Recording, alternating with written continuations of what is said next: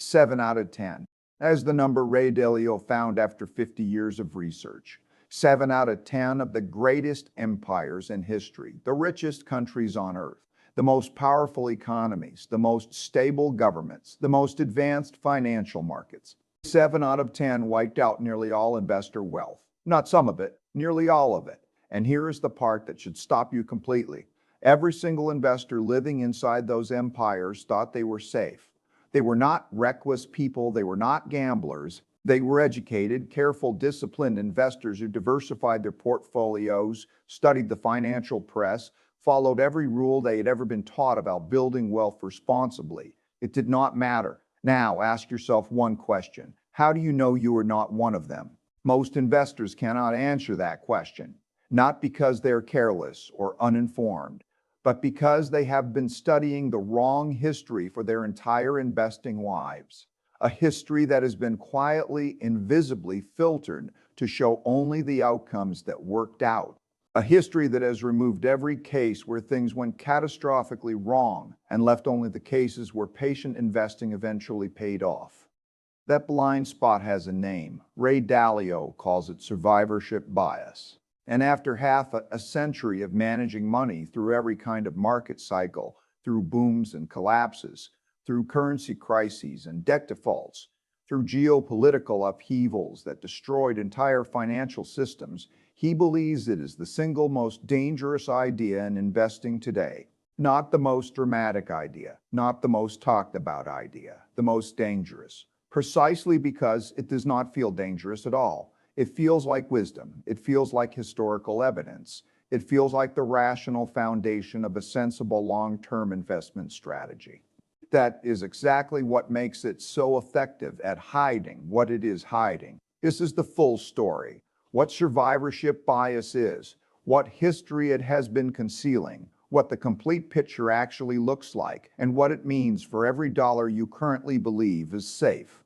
Here's what survivorship bias actually is, explained simply. Imagine you want to know whether skydiving is safe, so you go out and find 100 people who have done it, and you interview every single one of them. Every person tells you they survived. Every story is a success story. But he has any serious complaints, you walk away completely convinced that skydiving is safe. But then you realize something. The people who did not survive are not in your sample. They cannot answer your questions. Their experience is entirely invisible to you. Your sample of 100 successful skydivers is not a representative picture of skydiving. It is only the winning half of the picture. The losing half has been quietly, automatically, invisibly removed before you ever started your research. Now apply that exact same logic to financial history. When most investors sit down to study the past, they study America. They study Britain. They pull up a long-term chart of American stocks, and they see that line moving upward over decades. They notice the crashes along the way, 2001, 2008, 2020, and they observe that the market recovered from every single one. They look at bond returns across the same period. They build a picture of what long-term investing looks like. And from that picture, they draw a conclusion that feels entirely reasonable and well supported by evidence. Patient, diversified, long-term investing works. Time in the market beats timing the market. Stay the course and history will reward you. That conclusion is true. For the survivors, America and Britain won both world wars. They emerged from the mid-20th century with their institutions intact, their currencies dominant, and their capital markets not just surviving but positioned at the very center of the global financial system. They experienced the most peaceful, most productive, most economically favorable 75-year period in modern financial history. These are not typical outcomes. These are not representative results. These are the two luckiest countries in the history of modern capitalism, studied during the luckiest period those countries ever experienced. But they are the only history most investors ever study. They are the sample, the filtered sample, the survivorship bias sample. Dalio says this is not just an academic problem. He says it is the foundational error upon which catastrophic losses are built, generation after generation, because each new generation studies the same filtered history, arrives at the same filtered conclusions and builds their financial lives on a framework that has never been tested against the full range of what history actually contains. To show what the full range looks like, Dalio takes you back to 1900. You are an investor, serious, careful, well-informed by the standards of your time. You want to build a properly diversified global portfolio, so you do exactly what a rational investor should do. You look around at the world and you identify the 10 most powerful, most economically advanced, most politically stable, most obviously investable nations on Earth. Germany is on your list, industrializing faster than almost any nation in history. Its scientific and manufacturing output extraordinary, its financial markets sophisticated and well-developed. Japan is there, a country that has modernized from feudal isolation to great power status within a single generation. France is there. Russia, with its vast natural resources and rapidly expanding industrial base, is there. China, the most populous nation on Earth, is there. Austria-Hungary, one of the dominant continental empires, is there. And of course, the United States and Britain are there, both at or near the absolute peak of their global influence. Every rational investor in 1900 would look at this list and feel confident. These are not speculative bets. These are the most credible, most permanent, most obviously safe places on Earth to put your savings. Now meet Heinrich. Heinrich is a German engineer living in Munich. He is 42 years old, and he has spent 20 years building his savings with extraordinary discipline and care. He is not a speculator. He does not chase investments. He reads the financial press every week. He holds German government bonds, considered among the safest instruments in the world at that time. He holds a diversified selection of industrial stocks and companies he has researched carefully. He has a small international allocation for extra diversification. He has a pension through his employer. He has a written financial plan. By every standard of his era, by every measure available to him, Heinrich is doing everything a responsible, intelligent investor is supposed to do. He is doing everything right. By 1923, it means absolutely nothing. Hyperinflation hits Germany with a force that is almost impossible to describe to someone who has never lived through it. At its peak, prices are doubling every few days. A loaf of bread that costs 1 mark on Monday costs 2 marks on Wednesday and 4 marks on Friday. Workers demand to be paid twice a day because the value of their morning wages has eroded to almost nothing by the afternoon. The German government, buried under war reparations it cannot pay and unwilling to cut spending, prints money in quantities that destroy the currency entirely. Heinrich's bonds pay him exactly what they promised: fixed payments in marks. The problem is that marks are now worth essentially nothing. 20 years of careful, disciplined savings. Gone, not reduced. Not damaged. Gone. He does not give up. He rebuilds. It takes 15 years of hard work, but by the late 1930s, he has reconstructed something meaningful. He is more careful this time. He holds some real assets alongside his financial ones. He has learned painfully and expensively that financial promises are only as good as the currency in which they are denominated. Then 1945 arrives. The war ends. Germany's economy is in ruins. The financial markets close.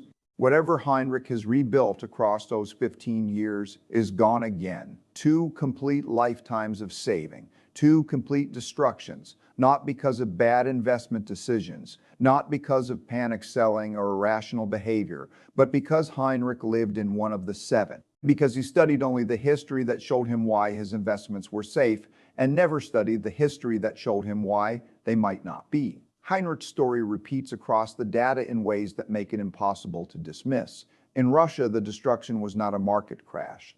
It was an elimination. The revolution came in 1917 and private wealth ceased to exist as a concept overnight. Government bonds issued by the Tsar's government defaulted completely and permanently. Stocks in Russian companies were declared worthless. Private property was nationalized. Banks were seized by the state.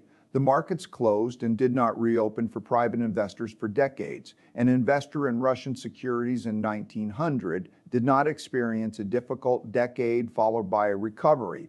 They experienced permanent total loss. The society eventually rebuilt under a completely different system. The investors' wealth did not come back. In Japan, the destruction came wrapped in extraordinary earlier promise. Japan in 1900 was genuinely impressive. It had modernized at a pace that stunned the world. 50 years of extraordinary growth preceded 1900, and there was every rational reason to expect the next 50 years to be similar. An investor who put money into Japan in 1900 was not making a reckless bet. They were making what looked like one of the most obvious long-term investment cases available. What followed was military overexpansion, catastrophic defeat in a world war that ended in atomic devastation, and the near total destruction of financial wealth for anyone who had stayed the course through the entire period. In China, the story is measured not in years, but in generations.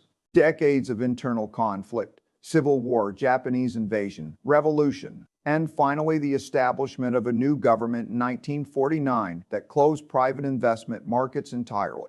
The concept of owning stocks or bonds as a private citizen did not just diminish in China during that period. It ceased to exist. Markets were closed for a full generation. The financial wealth that Chinese investors had accumulated in the preceding decades was simply erased. And then there's the category that most modern investors have never seriously considered because they have never encountered it in their own country's history. Wealth confiscation, capital controls, market closures. These are not abstract theoretical risks. They are documented historical facts that occurred in major developed, sophisticated countries within living memory. Governments facing existential financial pressure did not politely allow investors to move their money to safety before the crisis hit. They imposed capital controls that made it illegal to transfer savings abroad. They taxed wealth at rates explicitly designed to eliminate accumulated private capital. They seized private assets through nationalization programs that offered no meaningful compensation. They closed stock exchanges, sometimes for months, sometimes for years, sometimes for decades. Dalio shows when these events occurred and in which countries. The answer is not limited to exotic frontier markets. Germany, France, Russia, Japan, China, Italy, Austria, countries that as of 1900 carried every credential of safety and stability that investors look for. The investors inside those countries had no framework for expecting any of this, because the history they had studied was the history they had studied, was the history of the places where these things had not happened. Here's what makes all of this relevant to right now and not just to the past. Dalio points out that in the decades leading up to World War I, the world looked remarkably positive. In the 50 years before 1914, the world had experienced almost no serious conflict between major powers. Those 50 years had produced the greatest burst of innovation and productivity growth the world had ever seen. Global trade had multiplied several times over. Countries were more economically interconnected than at any previous point in recorded history. Rising empires were everywhere. America, Germany, Japan, France, Austria, Hungary, all modernizing rapidly, all growing their economies at impressive rates. Technology was advancing at a pace that felt almost miraculous to people living through it. Going into 1900, the dominant mood among investors and policymakers was optimism. And it was not irrational optimism, it was grounded in genuine evidence of genuine progress. Except for two things quietly happening beneath the surface. Wealth gaps between the richest and the rest were growing sharply and consistently, and debts at the government level, at the corporate level, at the personal level had become very large. Between 1900 and 1914, those two conditions worsened. The wealth gaps deepened, the debts grew heavier, international tensions that seemed manageable kept escalating, and the wars came. And then came the decades of destruction that nobody had prepared for, because the 50 years of progress before them had given investors no reason to expect that the next period could look so different. Dalio does not say this to predict that the same sequence will repeat today. He does not make that specific claim. What he says is more important and more honest than a prediction. He says the conditions that have historically preceded the difficult parts of the cycle, rising inequality, expanding government debt, increasing internal political conflict, escalating tensions between an existing dominant power and rising challenger powers, are recognizable when you know what to look for. They have appeared before every major financial disruption across the 500 years of history he has studied. And they are, he notes carefully, present in the current moment in ways that deserve serious attention from any investor being honest with themselves. The investors of 1900 were not foolish. They were simply looking at a 50-year window that showed them only the early and middle phases of a cycle they had never seen reach its end. Now here's how Dalio actually thinks about what to do. Most investors, when they hear the word risk, immediately think about volatility, how much their portfolio moves up and down from month to month. The entire modern financial industry has been built around this definition. Portfolio construction is optimized to minimize it. Risk models measure it. Advisors manage it. Volatility equals risk. This is the foundational assumption that most investors have absorbed so completely they never think to question it. Dalio thinks it is almost entirely the wrong definition. To him, real investment risk exists in three specific forms. The first is failing to earn enough return over time to actually meet your real needs, not outperforming a benchmark, literally having enough money to live the life you need to live. The second is ruin, a loss so severe and so permanent that individual recovery is not possible, even if the broader economy eventually rebuilds. The third is having your wealth taken to mechanisms that have nothing to do with market prices, confiscatory taxes, capital controls, government asset seizure, market closures. Modern portfolio theory addresses only the first risk. It barely acknowledges the second. It treats the third as essentially impossible. But here's what the third risk actually looked like in practice. Munich, 1923. Heinrich holds government bonds, the safest instrument available to him. He holds industrial stocks in well-researched companies. He is fully diversified by every standard of his time, and none of it matters because his entire portfolio is denominated in German marks. Every asset he owns is a promise to pay him in marks. When the mark collapses, every promise is technically kept and simultaneously worthless. Now ask one question. What if Heinrich had held 10% of his wealth in gold? Gold cannot be printed. Gold does not default. Gold does not make promises in any currency. In Weimar Germany, while paper assets evaporated, gold held its purchasing power entirely. A person holding gold in 1923 could still buy food, land, and goods when a person holding only paper assets had nothing. Not because gold is magical, because gold is real. It is a store of actual value rather than a promise to deliver value. This is the concrete distinction Dalio is making when he talks about genuine diversification. Not 30 stocks instead of 10, not adding domestic bonds to domestic equities. Genuine diversification means holding assets that respond differently to different environments. Assets that do well when growth is strong, equities. Assets that hold value when inflation surges. Commodities, gold, real estate, inflation-protected instruments.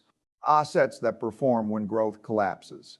Government bonds and stable currencies. Assets that protect when currencies devalue. Real assets, international holdings, anything that cannot be printed into worthlessness. The point is not to predict which environment is coming. The point is to stop betting everything on one environment being true. Heinrich bet everything on German marks remaining stable. That was not an irrational bet in 1900, but it was the only bet he made. And when it failed, everything failed with it. Genuine diversification means making sure that no single failure can destroy everything. Even for the investors in the lucky countries, America, Britain, Canada, Australia, the picture is not as clean as the charts suggest. Two hidden costs sit beneath the surface of every historical return number. The first is behavioral. Studies consistently show that real investors underperform the markets they invest in by roughly 1.5% per year, not because their strategy is wrong, because they are human. When markets fall sharply and fear is at its peak, they sell. When markets are rising and optimism is everywhere, they buy. They sell near the bottoms and buy near the tops. The market delivers its full long-term return. The investor does not capture it because they're not holding through the full cycle. They're reacting to it, and every reaction costs them a piece of the return. The second hidden cost is taxes.